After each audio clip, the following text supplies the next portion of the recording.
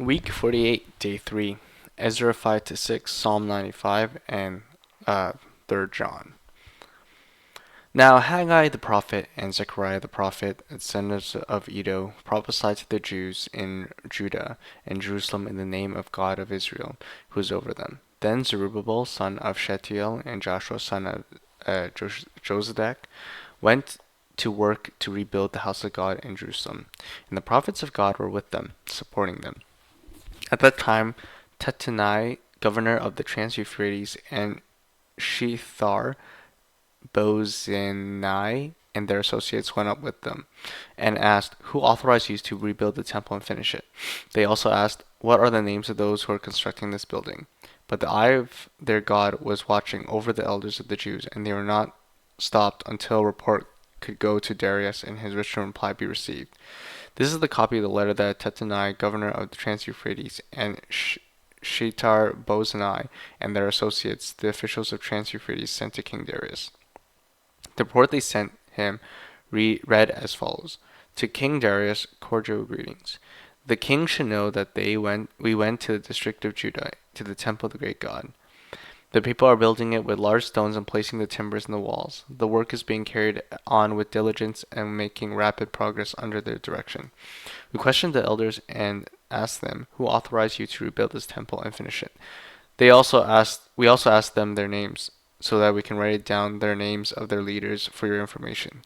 This is the answer they gave us: "We are the servants of God of heaven and earth, and we are rebuilding the temple that was built many years ago. One that a great king of Israel built and finished.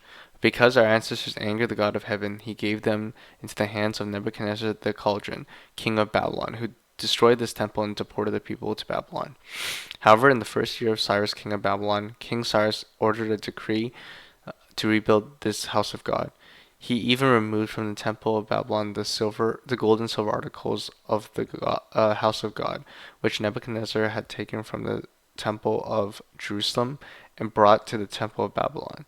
Then King Cyrus gave them to a man named Sheshbazzar, whom he had appointed governor. And he told them, "Take these articles and go and to deposit them into the temple of Jerusalem and rebuild the house of God on its site."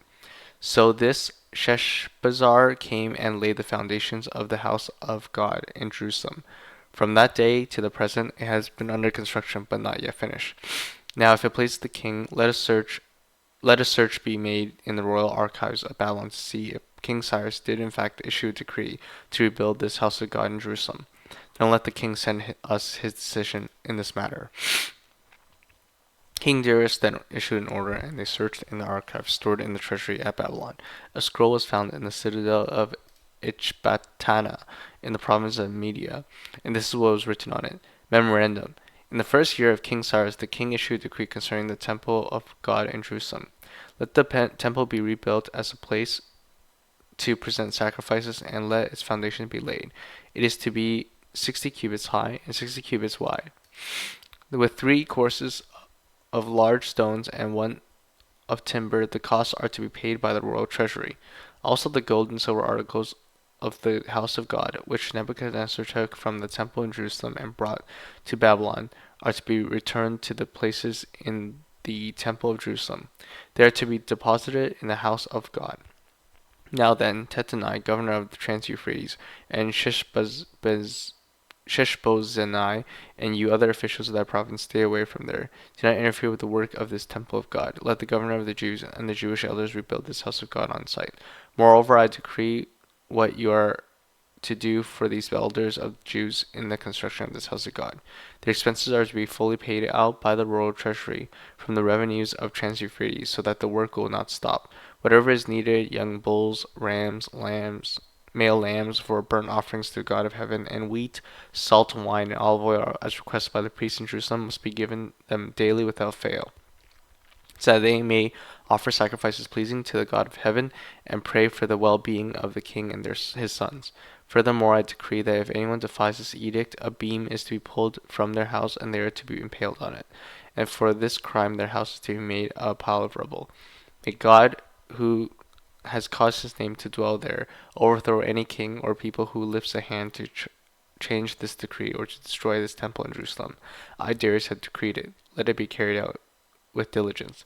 Then, because of the decree King Darius has sent, Tattenai, governor of Trans-Euphrates, and Shethar-Bozenai and their associates carried it out with diligence.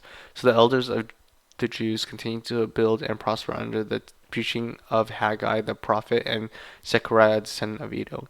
They finished building the temple according to the command of God of Israel and the decrees of Cyrus, Darius, Artaxerxes, king of Persia. The temple was completed on the 3rd day of the month of Adar, in the 6th year of the reign of King Darius. Then the people of Israel, the priests, the Levites, and the rest of the exiles celebrated the dedication of the house of God with joy. For the dedication of this house of God, they offered 100 bulls, 200 rams, 400 male lambs, and a sin offering for all Israel, 12 male goats, one for each of the tribes of Israel. And they installed the priests in their divisions and the Levites in their groups for the service of the God of Jerusalem, according to what is written in the book of Moses.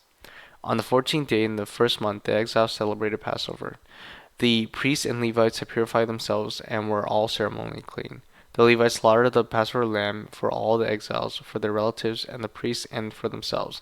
So the Israelites who had returned from the exile ate it together with all who had separated themselves from the unclean practices of their Gentile neighbors, in order to seek the Lord, the God of Israel. For 7 days they celebrated with joy the festival of unleavened bread, because the Lord had filled them with joy by changing the attitude of the king of Assyria, so that he assisted them in the work on the house of the God of Israel. Psalm 95. Come, let us sing for joy to the Lord. Let us shout aloud to the rock of our salvation. Let us come before him with thanksgiving, extol him with music and song. For the Lord is the great God, the great King above all gods. In his hands are the depths of the earth, and the mountains peaks belong to him. The sea is his, for he made it, and his hands formed the dry land. Come, let us bow down in worship. Let us kneel before the Lord our Maker. For he is our God, and we are the people of his pasture, the flock under his care. Today, if only you would hear his voice, do not harden your hearts as you did in Meribah, as you did in the day at Massah, in the wilderness, where your ancestors tested me. They tried me, although they have seen what I did. For 40 years I was angry with the generation. I said, they are a people whose hearts go astray, and they have not known my ways. So I declare on oath in my anger, they shall never enter my rest.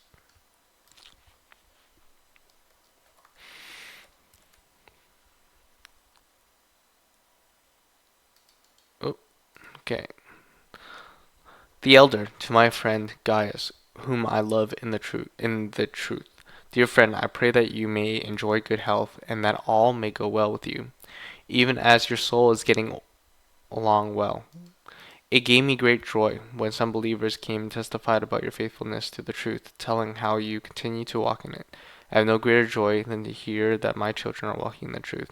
Dear friend, you are faithful in what you are doing for the brothers and sisters, even though they are strangers to you. They have told the church about your love. Please send them on their way in a manner that honors God. It was for the sake of the name that they went out, receiving no help from the pagans. We ought therefore to show hospitality to such people, so that we may work together for the truth. I wrote to the church, but Diotrephes, who loves to be first, will not welcome us. So when I come, I will call attention to what he is doing, spreading malicious nonsense about us. Not satisfied with that, he refused to welcome other believers. He also stops those who want to do so and puts them out of the church. Dear friend, do not imitate what is evil, but what is good. Anyone who does what is good is from God. Anyone who does what is evil has not seen God. Demetrius is well spoken of by everyone, and even by the truth itself. We also speak well of him, and you know that our testimony is true. I have much to write to you, but I do not want to do so with pen and ink. I hope to see you soon, and we will talk face to face. Peace to you. The friends here send their greetings. Greet the friends there by name.